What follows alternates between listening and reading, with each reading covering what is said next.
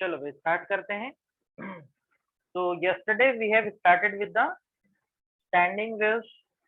कल हमने standing waves start किया था और हमने देखा था standing waves is a interference of two plane progressive wave.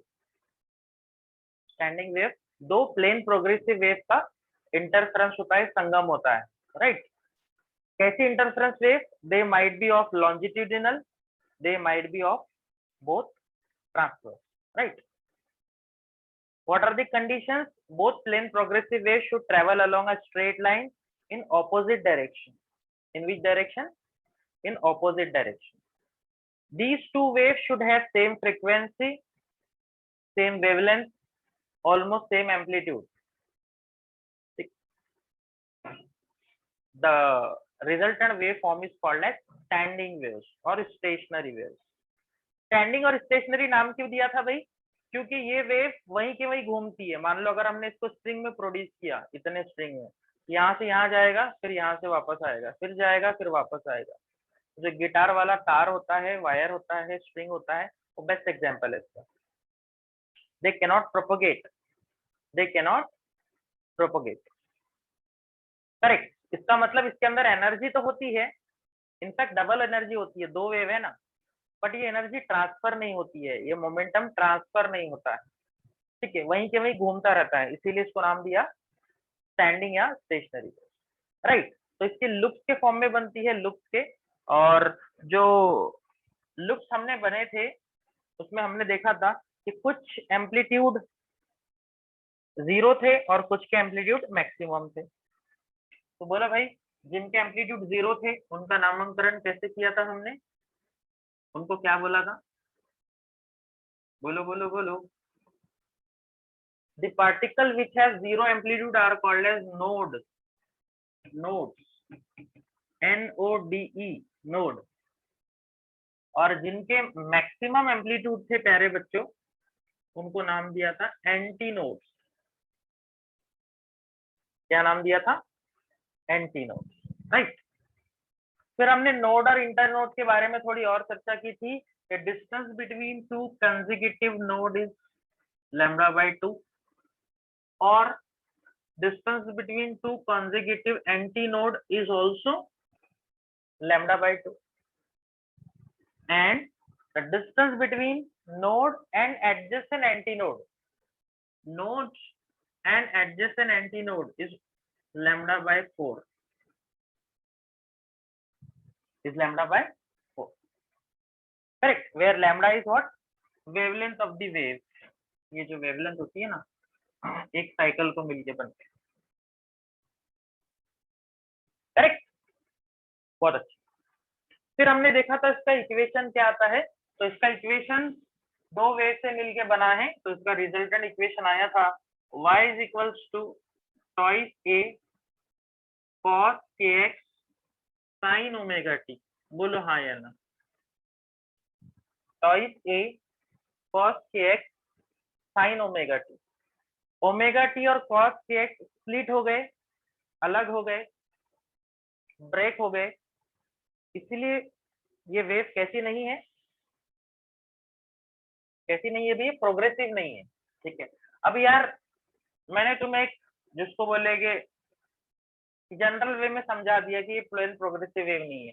इसको अगर ज्यादा मैथमेटिकली करें तो कल मैंने आपको एक चीज बताई थी कि पार्शियल डेरिवेटिव या double derivative with respect to t square, v square double derivative with respect to x square, ये कंडीशन सेटिस्फाई करती है कोई भी वेव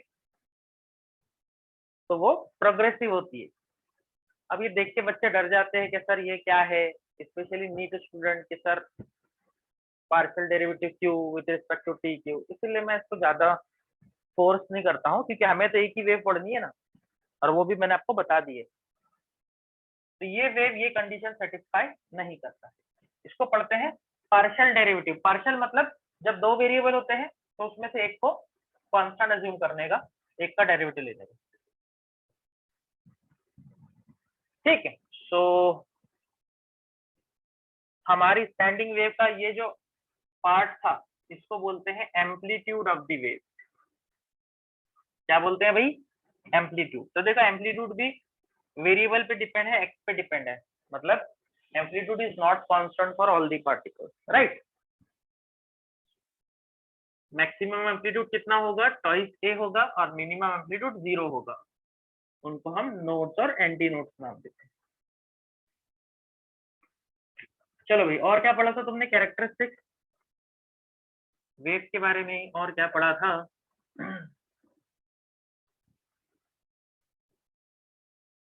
बोलो भाई, what are the other points you have studied?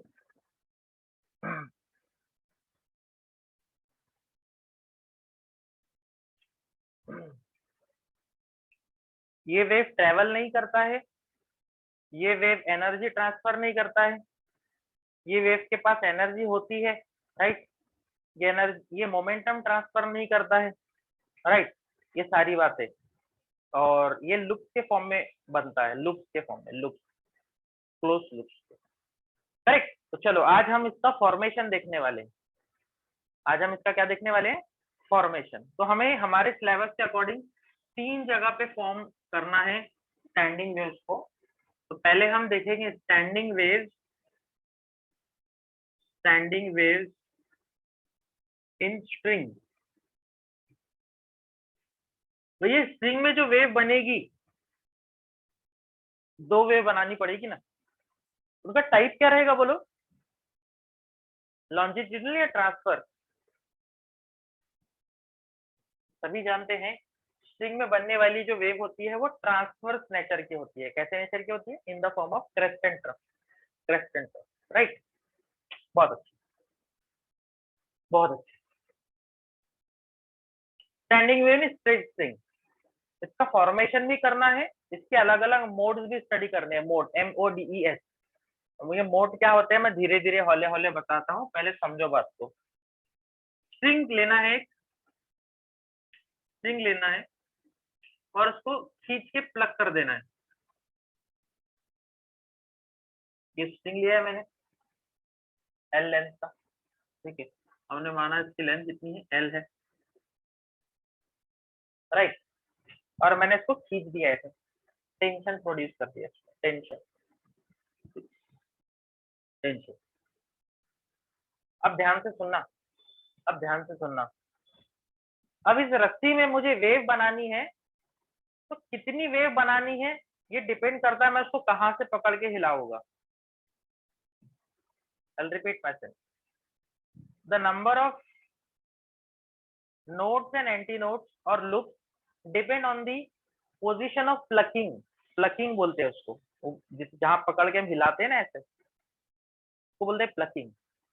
तो प्लकिंग डिस्टेंस पे डिपेंड करेगा कि आपके कितने नंबर बनने वाले। जैसे वो गिटार में होता है ना, कहीं पे तो भी हाथ मारोगे तो कम वाइब्रेट करता है वो, किसी और डिस्टेंस पे वाइब्रेट ज्यादा करता है, तो ऐसे ही खेल है।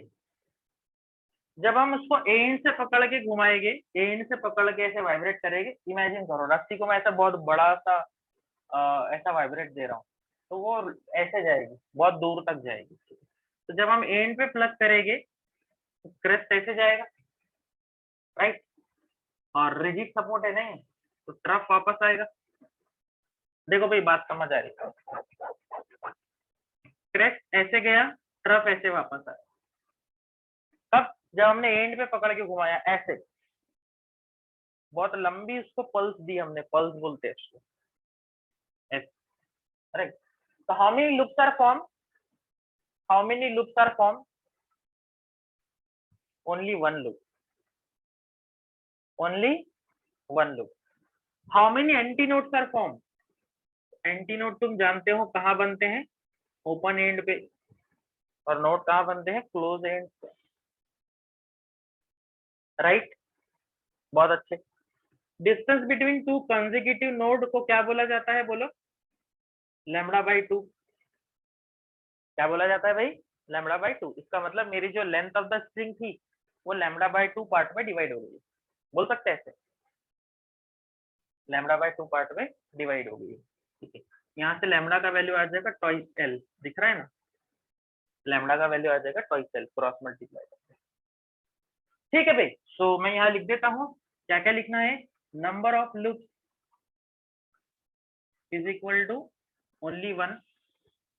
और दूसरा पॉइंट बोलो, दूसरा पॉइंट बोलो भाई। Number of antinodes is equals to, वो भी कितना है, 1 है, ठीक है। नंबर ऑफ नोड कितने हैं भाई, एक ज्यादा है एंटी नोड से, मतलब 1 + 1 2, 1 + 1 2, करेक्ट। बहुत अच्छे, बहुत बढ़िया। चलो देयरफॉर अब हमें फ्रीक्वेंसी निकालनी है, इसकी फ्रीक्वेंसी। तो हम जानते हैं वेलोसिटी का फॉर्मूला होता है n लैम्बडा, यस और no. v is equals to n lambda, dual nature में भी देखा आपने, c is equals to n lambda, right. Where v is velocity of wave, कितने रफ्तार से जा रहा है, n frequency of the wave, n lambda wavelength of the wave. बढ़िया भाई। वेलोसिटी क्या होती है वेव की, जब हम स्ट्रिंग में प्रोड्यूस करते हैं तो तुमने देखा वेलोसिटी होती है sir under root tension divided by linear density. बोलो हाँ या ना, tension divided by linear density, पढ़ा है हमने, डेली पढ़ते हैं, under root t by mu. और लैम्बडा का वैल्यू यहां से रख देगी, लैम्बडा का वैल्यू है ट्वाइस एल। लैम्बडा का वैल्यू कितना है भैया, ट्वाइस एल। बस फिर यहाँ से n निकाल लो क्रॉस मल्टीप्लाई करके। तो बोल बच्चे n क्या हो जाएगा, n हो जाएगा 1/2 L under root t by mu.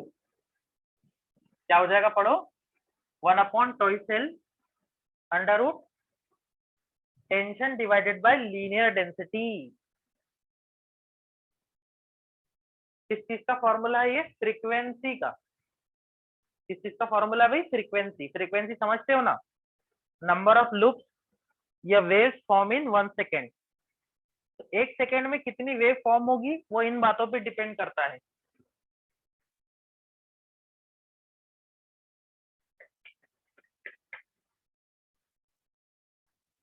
Clear.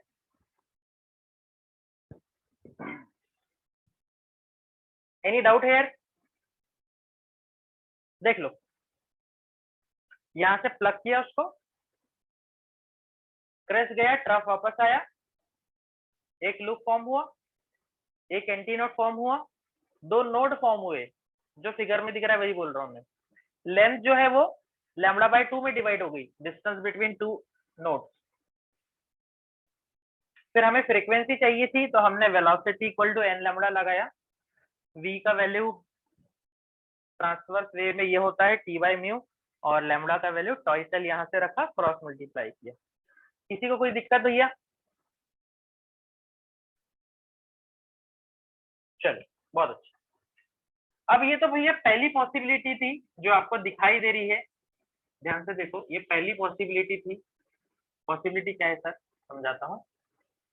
मैं ऐसे भी तो कर सकता हूँ ना, अगर मैंने स्ट्रेच स्ट्रिंग को बीच में से प्लग किया, बीच में से प्लग किया, तो फील करो क्या होगा, फील करो क्या होगा। अगर उसी लेंथ को मैं सेंटर से प्लग करता हूँ तो तुम्हें फील आएगा, सेंटर में नोड बनेगा, नोड जहां से दबा रहे इसको, यू कैन फील कुछ तो भी ऐसा बनना चाहिए लुक्स। हाँ या ना,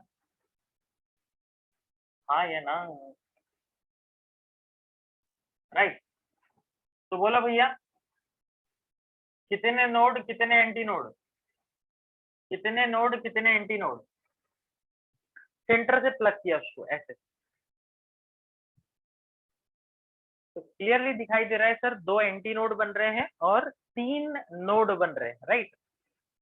और जो हमारी लेंथ है, लेंथ देखो देखो देखो, ये हमारी पूरी लेंथ है, वो कितने पार्ट में डिवाइड हो गई है, λ/2, और ये भी λ/2, मतलब कितना λ/2, 2 λ/2, 2 λ/2। तो 2 λ/2 मतलब 2 से 2 कैंसल, कैन आई राइट, ये लैम्बडा है, एक वेव का डिस्टेंस, एक वेव का डिस्टेंस लैम्बडा है ये।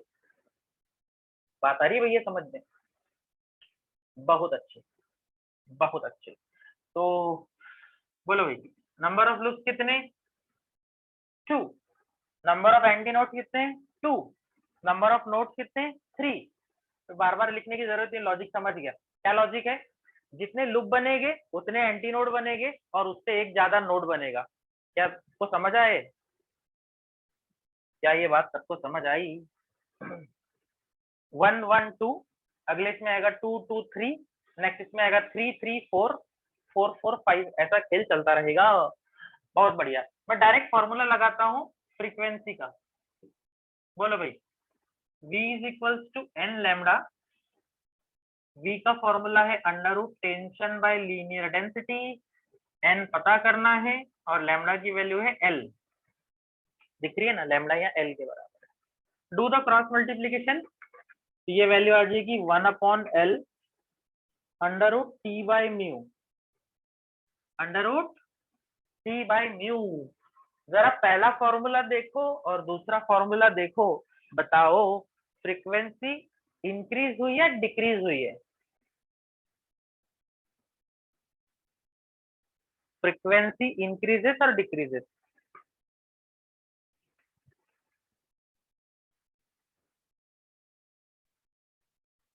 तो सभी को दिख रहा है फ्रीक्वेंसी बढ़ गई है। पहले यहाँ डिवाइड में 2 था, अब 2 हट गया है, डबल हो गई है। समझ रहे हो बात को? और यार ये तो मैथमेटिक्स है, कॉन्सेप्ट देखो ना। यहाँ एक ही लूप बन रहा था, एक ही लूप बन रहा था, ये ज्यादा वेव बन रही है, यहाँ ज्यादा लूप बन रहे हैं। यस, उतने ही पार्ट में। क्लियर?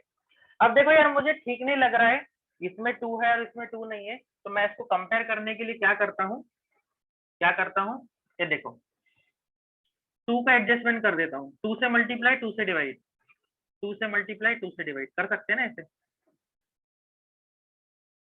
हाँ सर, कर तो सकते हैं, बट क्यों कर रहे हो? मैं इसलिए कर रहा हूँ क्योंकि मैं ऐसा बोल सकता हूँ, ऐसा बोल सकता हूँ कि सेकंड वाले मोड की फ्रीक्वेंसी पहले वाले मोड से डबल है। सेकंड वाले मोड की फ्रीक्वेंसी पहले वाले मोड से डबल है। Yes sir no? तो इसलिए मैं क्या करता हूँ, उसको N1 नाम दे देता हूँ, N1 चलेगा। इसका नाम दे देता हूँ N2। तो व्हाट यू कैन राइट, देखो यहाँ से we can write N2 is equal to twice N1। क्या ये सबको समझ आया? N2 इज इक्वल टू 2, ये बचा हुआ टर्म क्या है? N1 है, N1 देखो।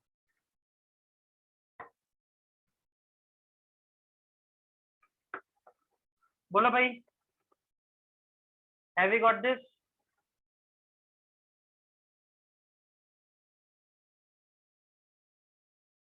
Very good.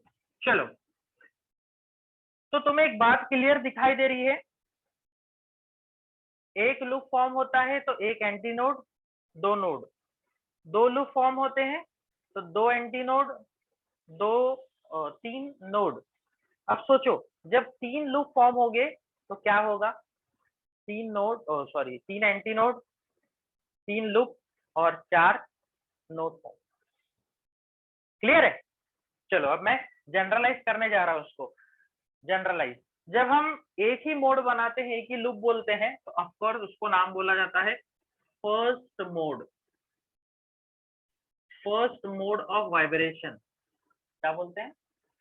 First mode of vibration. First mode of vibration, या फिर इसी को बोला जाता है फर्स्ट हार्मोनिक। इसी फ्रीक्वेंसी को क्या बोला जाता है भाई? First harmonic. अब ये जो हार्मोनिक शब्द है, ये क्यों आया है और इसका क्या इंपॉर्टेंस है, क्या रोल है, समझाता हूं। देखो, जो भी तुम सुनते हो वो सारा क्या है? साउंड है, साउंड वेव्स है। यस और नो? सभी की आवाज, चाहे मशीन की हो, पर्सन की हो, सिंगर की हो, ये सारी साउंड वेव्स है, हमारे कानों तक जा रही है। बट इनमें से कुछ साउंड हमें प्लीजेंट लगता है, जिसको तुम म्यूजिक नाम देते हो, यार ये म्यूजिक मुझे बहुत अच्छा लगता है। और कुछ साउंड इरिटेटिंग होता है, जैसे तुम्हारे घर के पास कोई मशीन काम कर रही है, कंस्ट्रक्शन शुरू है, तो तुम ऐसा नहीं बोलोगे भाई जाओ हेडफोन लगाएंगे सुनेंगे करके, नहीं। तो अनप्लीजेंट साउंड है। ऐसा क्यों? साउंड तो साउंड है। वो सारा खेल डिपेंड करता है बहुत सारी बातों पे, लेकिन मेन डिपेंड करता है फ्रीक्वेंसी पे। कैसे? फ्रीक्वेंसी। अगर फ्रीक्वेंसी जिसको बोलेंगे एब्रप्ट है, एब्रप्ट इन द सेंस पहले 10 हर्ट्ज का साउंड, फिर अचानक से 15, 17, 8, एबनॉर्मल फ्रीक्वेंसी है, कोई उसमें लिंक नहीं है, कोई रिलेशन नहीं है, ऐसा साउंड अनप्लीजेंट होता है, ऐसा साउंड अनप्लीजेंट होता है। और जो म्यूजिकल इंस्ट्रूमेंट से साउंड निकलता है, देखेंगे हम 1-2 दिन बाद में आपको बताऊंगा म्यूजिकल इंस्ट्रूमेंट से साउंड के वेव कैसे निकलती है। फॉर एग्जांपल गिटार है, या वो जो पियानो आता है, पियानो में अलग अलग बटन होते हैं, तो आवाज हमें अच्छी क्यों लगती है पता है? उसकी जो फ्रीक्वेंसी होती है उनका रिलेशन होता है एक दूसरे से। फॉर एग्जाम्पल एक बटन की फ्रीक्वेंसी 25 हर्ट्ज है, मतलब उसको हमने प्रेस किया, आवाज आई 25 हर्ट्ज की, फिर हमने दूसरा प्रेस किया, हो सकता है आवाज आई 150 हर्ट्ज की, आई डोंट नो 150, फिर हमने चौथा बटन प्रेस किया, तीसरा चौथा ऐसा कुछ तो भी, फिर आवाज आई 450 हर्ट्ज की, फिर आवाज आई 500 हर्ट्ज की। भला ही नंबर दूर दूर है, लेकिन कहीं ना कहीं सारे 25 के मल्टीपल है जो मैंने नंबर बताए। पता नहीं आपको समझ रहा है मैं क्या बोल रहा हूँ? There is a relation between each and every frequency, कुछ तो एक लिंक होता है। जैसे मैं तुम्हें नंबर बोलता हूँ 1, 3, 5, 7, 9, 11, 13, तुम्हें समझ जा रहा है सर ऑड सीरीज बता रहे हैं। मैं 2, 4, 6, 8 ऐसे बोलता हूँ, सब समझ जाते हो भाई इवन सीरीज बता रहे हो। तो there is a relation between each and every number. वैसे ही हर फ्रीक्वेंसी में जब एक पर्टिकुलर रिलेशन होता है, तो ऐसा साउंड हमें प्लीजेंट लगता है, प्लीजेंट लगता है। अचानक किसी सिंगर की वॉइस एकदम ऊपर चले गई, सुर ऊपर उड़ गया जिसको बोलते हैं हम, तो टोन बोलते हैं उसको, टोन ऊपर उड़ गया, तो फ्रीक्वेंसी 25 से हो सकता है 250 हो जाए, लेकिन रिलेशन है 25 और 250 में। समझ गया तुम? ऐसी फ्रीक्वेंसी प्लीजेंट होती है और ऐसी फ्रीक्वेंसी एक दूसरे को मल्टीपल होती है, मल्टीपल। ये देखो, अगर ये 50 हर्ट्ज होती तो ये 100 हर्ट्ज होती, समझ रहे? इसीलिए गिटार का जब हम तार प्लग करते हैं तो हमें जो साउंड सुनाई देता है वो थोड़ा प्लीजेंट लगता है। हमारे घर के तार को तुम कितना भी बजाओगे तो तुम्हें पता है क्या होगा। बताओ भाई, क्या तुम्हें यह बात समझी?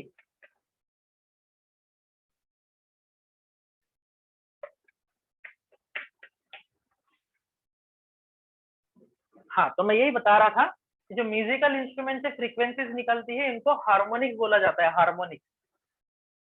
इनका नाम भी सुना होगा ना तुमने, हारमोनियम वगैरह, हार्मोनिक, राइट। तो ये पहला हार्मोनिक है। पहला हार्मोनिक मतलब सबसे छोटी फ्रीक्वेंसी। फॉर एग्जाम्पल कंसिडर करो तुम्हारे पास पियानो है, उसमें बहुत सारे बटन है, उसमें जो सबसे छोटी फ्रीक्वेंसी का साउंड होगा, जिसके मल्टीपल बाकी के सारे होंगे, वो सबसे छोटी फ्रीक्वेंसी पहला हार्मोनिक होती है। समझ गए बात को? पहला हार्मोनिक होती है। चलो मैं तुम्हें थोड़ा सा और एग्जांपल देता हूँ।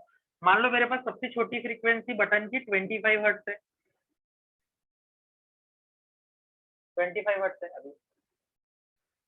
उसके बाद में मेरे पास में 50 हर्ट्ज है ही नहीं, हो सकता है प्रेजेंट हो, मुझे जरूरत ही नहीं है 50 हर्ट्ज की। मैं कुछ ऐसा म्यूजिक बजा रहा हूँ कि 50 के बाद मुझे 25 के बाद डायरेक्ट मुझे 75 लगे, हो सकता है मुझे बाद में 150 लगे, 500 लगे, 750 लगे। ऐसे मेरे पास में बटन है, इमेजिन करो। तो इसमें सबसे छोटा नंबर कौन सा है सर? वो है 25। इसको बोला जाएगा पहला हार्मोनिक। ध्यान से सुनो, इसको बोला जाएगा पहला हार्मोनिक। अब सेकेंड हार्मोनिक कितने पे आएगा? 50 पे आना चाहिए, 50 पे। समझ रहे हो? उसको सेकेंड हार्मोनिक ही बोलेगी, बट वो एब्सेंट है, छोड़ दो उसको। फिर है 75। 75 कितना हार्मोनिक है? Third harmonic. ये मेरा पहला हार्मोनिक, ये मेरा थर्ड हार्मोनिक। फिर 100 एब्सेंट है, चौथा हार्मोनिक एब्सेंट है। हार्मोनिक प्रेजेंट भी हो सकते हैं, एब्सेंट भी हो सकते हैं, डिपेंड ऑन द इंस्ट्रूमेंट। चौथा एब्सेंट है, पांचवा भी एब्सेंट है देखो, और छठा प्रेजेंट दिख रहा है तुम्हें, ये वाला छठा हार्मोनिक प्रेजेंट है, हाँ या ना? ऐसे सो ऑन चलता जाएगा। तुम्हें हार्मोनिक का खेल समझ आ गया? हार्मोनिक में be present, harmonic may not be present, but these are multiple of fundamental frequency. देखो फ्रीक्वेंसी के मल्टीपल है ये। राइट, बहुत अच्छे। अब एक बात ध्यान सुनना, इतना क्लियर है भाई, इससे में कोई डाउट तो नहीं?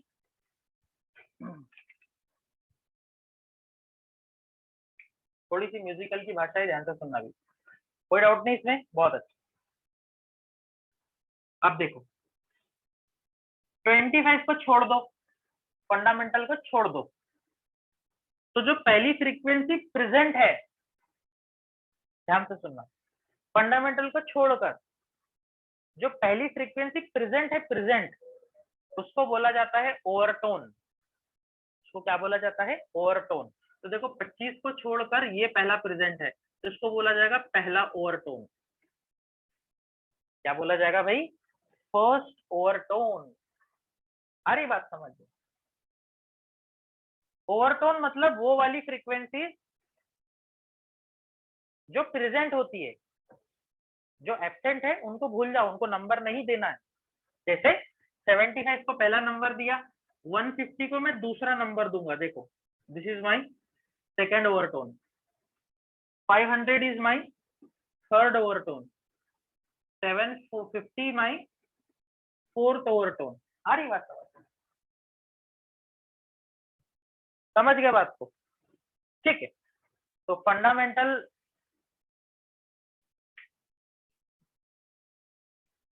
हार्मोनिक्स और ओवरटोन का मैंने आपको बताया है कि भाई हार्मोनिक्स मतलब वो फ्रीक्वेंसी प्रेजेंट हो या ना हो, उसको आपको नंबर देते चलना है।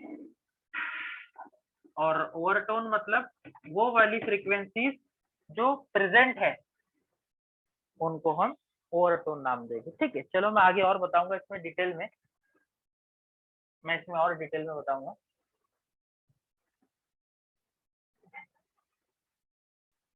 चलो अभी और डिटेल में। तो ये मेरा पहला मोड है जिसको हमने फंडामेंटल मोड नाम दिया है, पहला हार्मोनिक नाम दिया है। क्या हम इसको ओवरटोन बोल सकते हैं? कमेंट करके बोलो जल्दी, क्या हम इसको ओवरटोन बोल सकते हैं? नहीं, ओवरटोन स्टार्ट होते हैं फंडामेंटल के बाद से, फंडामेंटल को छोड़ देना है। तो फंडामेंटल को छोड़ दो, तो दूसरी फ्रीक्वेंसी जो बन रही है इसको कौन सा मोड बोलेंगे? Second mode. सेकेंड मोड, इसका दूसरा नाम कौन सा हार्मोनिक? सेकेंड हार्मोनिक, बराबर। नाम ध्यान से सुनना, सेकेंड हार्मोनिक। और अगर ये प्रेजेंट हुआ, और अगर ये प्रेजेंट हुआ, हमारे केस में ये प्रेजेंट है अभी मान लो, तो ये कौन सा ओवरटोन होगा? इसको बोला जाएगा first overtone.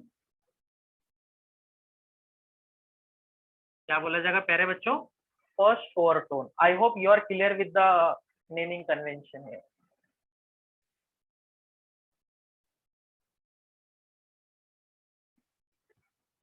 Clear?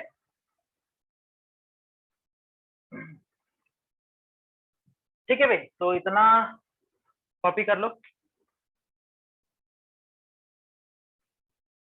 Take a screenshot.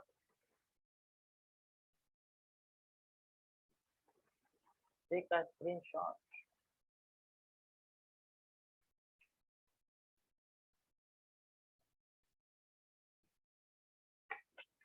कर लिया? चल बहुत अच्छे, बहुत अच्छे, बहुत बढ़िया।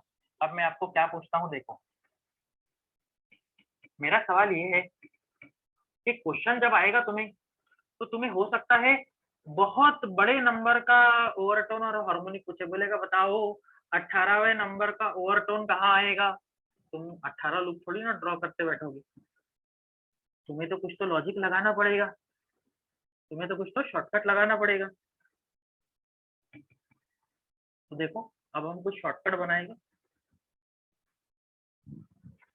अब हम कुछ शॉर्टकट बनाएंगे। जैसा कि अगर मान लो 3 लूप फॉर्म होते, बोल भैया नाम क्या होता था? थर्ड मोड या फिर थर्ड हार्मोनिक, और अगर ये प्रेजेंट है तो इसको क्या बोलते थे आप? Second overtone. हाँ या ना? Second overtone. ठीक है, तो मैं इसका भी बता देता हूँ आपको। 3 लूप फॉर्म करने हैं, 3 लूप फॉर्म करने हैं। ये 3 लूप फॉर्म हो रहे हैं, ठीक है, 3 लूप फॉर्म हो रहे हैं, n a a a a 3 a, 3 loops, 3 anti nodes and 4 nodes. Yes. So how the my length is getting divided? My length is getting divided as lambda by 2, lambda by 2, lambda by 2. तो 3 गुना lambda by 2. Yes or no? यहाँ से lambda आ जाएगा twice L by 3. कितना आ जाएगा? 12 by 3. Right? चलो फिर frequency निकालेंगे. तो फ्रीक्वेंसी क्या होती है? V is equals to n lambda, which implies velocity का फॉर्मूला तो कांस्टेंट है c by mu is equals to frequency पता करनी है और लैम्डा की value 2l/3. Right. now just do the cross multiplication. n is equals to cross multiply करो 3 upon twice l under root c by mu.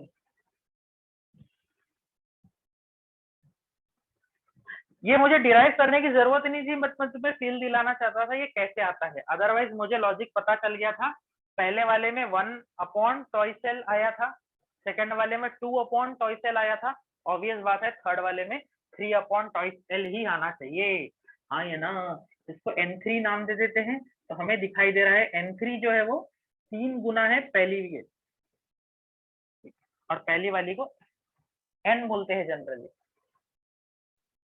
Right.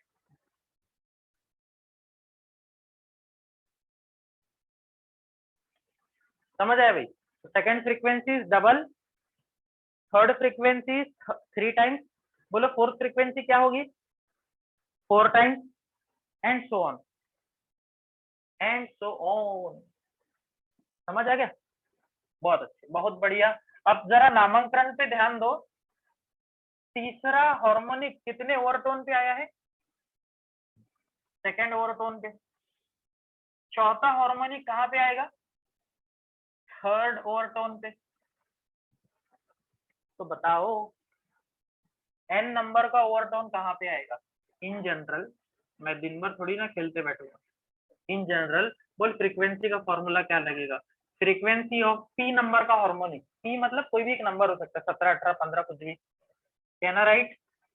p upon twice L under root c by mu. Generally यहाँ पर p जो होता है वो number of modes को बोला जाता है.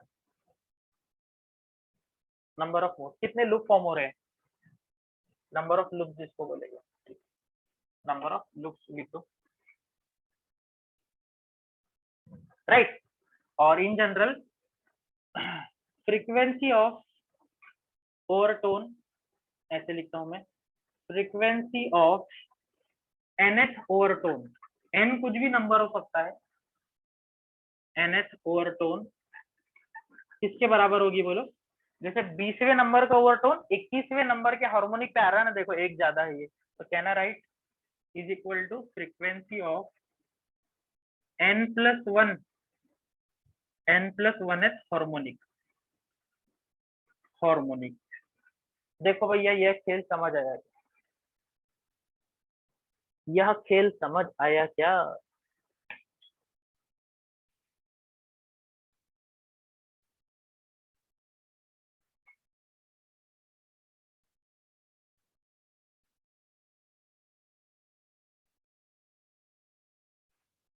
क्लियर? तो इसको नोट कर लो. This is called formation of standing waves in straight string. String में जो वेव बनती है उसकी फ्रीक्वेंसी ऐसे होती है.